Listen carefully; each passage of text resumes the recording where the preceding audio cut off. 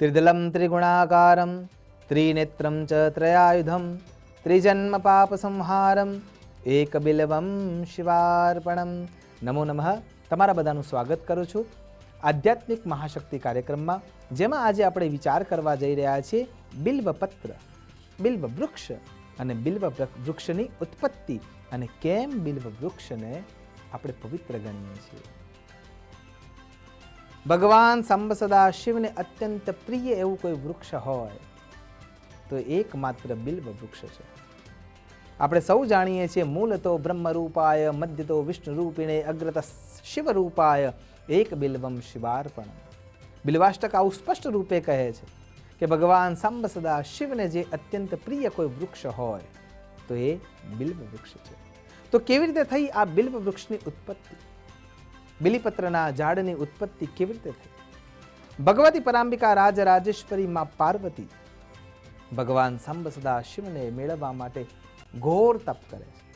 એ ઘોર તપ કરતા કરતા જ્યારે એમને પાણીનો ત્યાગ કર્યો, ખોરાકનો તો એના પૂર્વે ત્યાગ કરી જ દીધો હતો, પણ એ ખોરાકનો ત્યાગ કરતા કરતા એમને જ્યારે અપર્ણા પર્ણો ખાવાની શરૂઆત કરી તો કેવલ સુકાયેલા પર્ણો ખાતા, તપશ્ચર્યામાં લીન થતા થતા થતા જ્યારે શરીર એમની ઉર્જાને આત્મસાદ રૂપે દેખાતું હતું ત્યારે એ ઉર્જાને વધુ પ્રશસ્ત કરવા માટે અને તપશ્ચર્યાને વધુ પ્રબળ કરવા માટે માએ કેવલ સૂકા પાન ખાધા, અને એમાં પણ એક પાન ખાઈને એ સમયને વ્યાપન કરતા. અને પછી તો એમાંથી એ પાન ખાવાનું પણ એમને છોડી દીધું. એટલા માટે માં પાર્વતીનું એક નામ છે અપર્ણા. કલત્રમ ચરિત્રમ વિચિત્રમ એવું માંનું એક નામ છે અપર્ણા, જેને પાન પણ ખાધું નથી. આ ઋષિઓ દ્વારા અપાયેલું નામ છે. પાન ખાવાનું પણ છોડી દીધું, કેવલ પવન ઉપર શ્વાસના અનુબંધાને એમને વ્યાપન કરવાની શરૂઆત કરી તપશ્ચર્યાના બળથી જીવન. અને એટલા માટે માને અપર્ણા કહેવામાં આવે છે.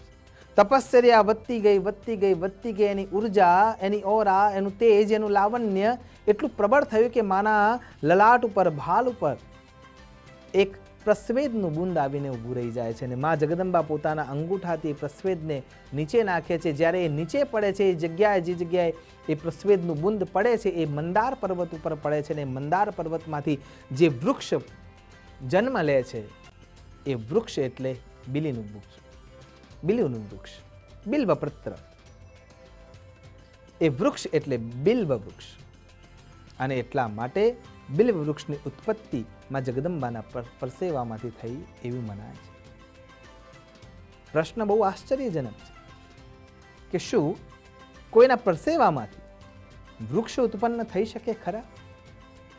હા, 100% થઈ શકે. કેમ? આપણે જે જીવનમાં જીવીએ છીએ એટલે કે પંચ મહાભૂતોના આશ્રિત રૂપે આપણું આ શરીર બનેલું છે. પૃથ્વી, અગ્નિ, જળ, વાયુ અને આકાશ. જ્યારે આપણું શરીર છૂટે છે ત્યારે પંચ મહાભૂતોમાંથી 3 તત્વો જતા રહે છે. જો અગ્નિ સંસ્કાર આપવામાં આવે તો પણ, દફન વિધિ કરવામાં આવે તો પણ, અગિયારીમાં નાખવામાં આવે તો પણ, પાણીના અંદર જળ સમાધિથી શરીરનો નાશ કરવામાં આવે તો પણ, અથવા જંગલમાં પશુઓના ખોરાક તરીકે પણ જો આ શરીરને છોડી દેવામાં આવે તો પણ આપણી પાસે 3 જ તત્વો બચે છે. એ 3 તત્વોમાંથી બચેલા તત્વોમાંથી કયા તત્વો જતા રહે છે? તો સૌથી પહેલું તત્વ જતું રહે છે અગ્નિમાં. જ્યારે અગ્નિ સંસ્કાર આપવામાં આવે ત્યારે અગ્નિ તત્વ જતું રહે. જળ તત્વ બળીને વાયુમાં વિલીન થઈ જાય એટલે કે અવકાશ તરફ જતું રહે. અને જમીન તત્વ જમીન તત્વમાં મળી જાય છે.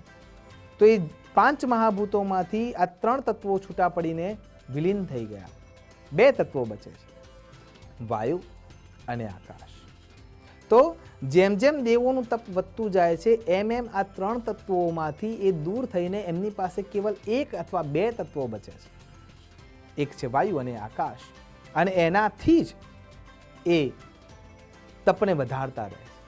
જેમ જેમ એ તપમાં અપગ્રેડ થાય છે, એમનું તપશ્ચર્યાનું બળ વધતું જાય છે, એમ એમ એમાંથી પણ તત્વો ઓછા થતા જાય છે. જેમ કે બ્રહ્માજી કેવળ માનસથી પુત્રની ઉત્પત્તિ કરતા હતા અથવા સંસારની ઉત્પત્તિ કરતા હતા. એટલા માટે એમના માનસ પુત્રમાં નારદજીનું નામ છે. એ રીતે જોવા જઈએ તો અગ્નિમાંથી પણ સંતાનો આપણને મળ્યા છે. દ્રૌપદી અને દૃષ્ટદ્યુમ્ન એ અગ્નિમાંથી ઉત્પન્ન થયા છે. એ રીતે જોવા જઈએ તો ભૂમિમાંથી માં સીતા ભૂમિજા રૂપે ઉત્પન્ન થયા છે. પાણીમાંથી નિર્જા માં લક્ષ્મીજી ઉત્પન્ન થયા છે, અને પર્વતમાંથી પર્વતજા એટલે પાર્વતીજી ઉત્પન્ન થયા છે. એટલા માટે મૈથુની સૃષ્ટિની જ્યારે વ્યવસ્થા વિચારવામાં આવે છે તો એ પંચમહાભૂતોથી બંધાયેલી છે. પણ જેમ જેમ તમારી તપશ્ચર્યા વધતી જાય, તમારા તત્વોમાંથી જરૂરિયાતવાળા તત્વો તમે આત્મસાત કરી લો અને એના ઉપર તમારો કંટ્રોલ આવી જાય, ત્યારે તમારા શરીરના ઇન્દ્રિયો દ્વારા સંતાન ઉત્પન્ન થાય એવું જરૂરી જરાય નથી. આપણે ખાલી થૂંકીએ છીએ કે પરસેવો નાખીએ છીએ તો એના અંદર પણ કેટલાય પ્રકારના જીવાત્માઓ તો છે જ. આપણા શરીરના અંદર કેન્સરના કીટાણુઓ છે જ, પણ જ્યારે એને એવું વાતાવરણ મળે છે ત્યારે એ એક્ટિવ થાય છે. એટલે આપણા શરીરમાંથી જો જીવાત્મા ઉત્પન્ન થઈ શકતું હોય તો આ તો જગદંબા પાર્વતી છે. એમના પરસેવામાંથી બિલ્વ વૃક્ષ ઉત્પન્ન થઈ શકે છે, થઈ શકે છે અને થઈ જ શકે છે. એટલા માટે શાસ્ત્ર એવું કહે છે, સંશય આત્મા વિનશ્યતિ. આમાં શંકા કરવાની કોઈ વાત આવતી જ નથી. તો માના શરીરમાંથી બિલ્વ વૃક્ષ ઉત્પન્ન થાય છે. બિલ્વાષ્ટક સ્પષ્ટતાથી કહે છે, લક્ષ્મ્યાઃ સ્તનત ઉત્પન્નમ મહાદેવસ્ય ચ પ્રિયમ બિલ્વ વૃક્ષમ પ્રયચ્છામિ એક બિલ્વમ શિવાર્પણમ. એટલે ઘણી જગ્યાએ એવું મતાંતર જોવા મળે છે કે લક્ષ્મીજીના શરીરમાંથી બિલ્વ વૃક્ષની ઉત્પત્તિ છે, પણ અહીંયા સમજણમાં થોડોક અભાવ જણાય છે. ભગવાન સાંબ સદા શિવની અર્ધાંગિનીમાં પાર્વતીના શરીરમાંથી જ બિલ્વ વૃક્ષ ઉત્પન્ન થયું છે, તો પછી બિલ્વાષ્ટક લક્ષ્મ્યાઃ સ્તનત ઉત્પન્નમ મહાદેવસ્ય ચ પ્રિયમ આમ કેમ કહે? આપણે આપણી અર્ધાંગિનીને લક્ષ્મી તરીકે જ પૂજીએ છીએ, લક્ષ્મી તરીકે જ બોલાવીએ છીએ, લક્ષ્મી તરીકેનું જ સંબોધન આપીએ છીએ અને લક્ષ્મી તરીકે જ સ્વીકારીએ છીએ. એમ ભગવાન સાંબ સદા શિવે પણ પોતાના અર્ધાંગનાને લક્ષ્મીનું જ બિરુદ આપેલું છે. અને એટલા માટે અહીંયા સ્પષ્ટતાથી એવું સમજાય છે કે લક્ષ્મ્યાઃ સ્તનત ઉત્પન્નમ, તો એ કેવળ અને કેવળમાં જગદંબા પાર્વતીના શરીરમાંથી જ ઉત્પન્ન થયેલી વ્યવસ્થા છે અને એમાંથી જ બિલ્વ વૃક્ષનું પ્રાદુર્ભાવ થયો છે. હા, ભગવાન વિષ્ણુ નારાયણના આયુષ્યની વૃદ્ધિ માટે લક્ષ્મીજીએ તપશ્ચર્યા કરેલી, અનેક અનેક પ્રકારની ભગવાન સાંબ સદાશિવની પૂજા અર્ચના કરેલી ને એમાંથી પણ એક વૃક્ષ ઉત્પન્ન થયું છે. એને પણ બિલ્વ વૃક્ષની ઉપમા આપવામાં આવી છે, પણ બિલ્વ વૃક્ષ સાચા અર્થમાં ભગવતી પાર્વતીના શરીરમાંથી જ ઉત્પન્ન થયું છે. અને એટલા માટે અહીંયા સ્પષ્ટતાથી એવું કહે છે કે લક્ષ્મ્યાઃ સ્તનત ઉત્પન્નમ મહાદેવસ્ય ચ પ્રિયમ બિલ્વ વૃક્ષમ પ્રયચ્છામિ એક બિલ્વમ શિવાર્પણમ. ત્યાંથી આગળ ખાલી વિચાર કરીએ તો એ બિલ્વ વૃક્ષના પાનો જે ઉત્પન્ન થયા છે લક્ષ્મીજીના શરીરમાંથી, એટલે કે મા પાર્વતીના શરીરમાંથી, અને એ ઉત્પન્ન થયેલા પાનથી જ્યારે ભગવાન સાંબ સદા શિવને આપણે અભ્યર્થ કરીએ છીએ, અર્ચના કરીએ છીએ, આરાધના કરીએ છીએ, તપશ્ચર્યા કરીએ છીએ, પૂજા કરીએ છીએ, ત્યારે એ ખુશ થાય છે. અને એમાં પણ કેટલા બધા પ્રકારના દેવો વાસ કરે છે. આગળ બિલ્વાષ્ટક સ્પષ્ટતાથી કહે છે, મૂલતો બ્રહ્મ રૂપાય મધ્યતો વિષ્ણુ રૂપિણે અગ્રત શિવ રૂપાય એક બિલ્વમ શિવાર્પણ. જેના મૂળમાં ભગવાન બ્રહ્માજીનો વાસ છે, મધ્યના થડના ભાગના અંદર ભગવાન શ્રી હરિનારાયણનો વાસ છે, અને પાંદડાઓ અને શાખાઓમાં ભગવાન સાંબ સદા શિવનો વાસ છે. અને જેમ દેવ તત્વ બિલ્વ વૃક્ષમાં પ્રવિષ્ટ છે, એમ દેવી તત્વ પણ બિલ્વ વૃક્ષમાં પ્રવિષ્ટ છે. જેમ કે મૂળમાં ભગવતી ગિરિજાનો વાસ છે, થડના અંદર જોવા જઈએ ત્યારે માં માહેશ્વરી એમાં વાસ કરે છે, અને પાંદડાઓમાં જ્યારે જોઈએ છે તો સાક્ષાત જગદંબા પાર્વતીનો વાસ છે.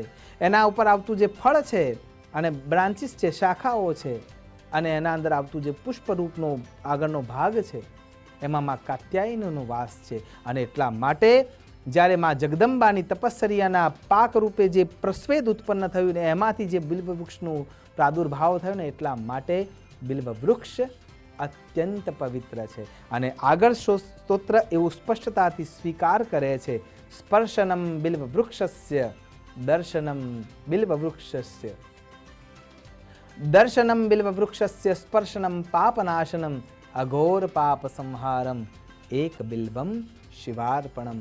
ભગવાન સાંબ સદા શિવની આરાધનામાં બિલ્વ વૃક્ષના પત્રોથી આપણે ભગવાનને યજિત કરીએ અને ભગવાન આપની સૌની મનોકામના પૂર્ણ કરે એવી અભ્યર્થના સાથે નમસ્કાર. અસ્તુ સદા શિવોહમ. નમો નમઃ.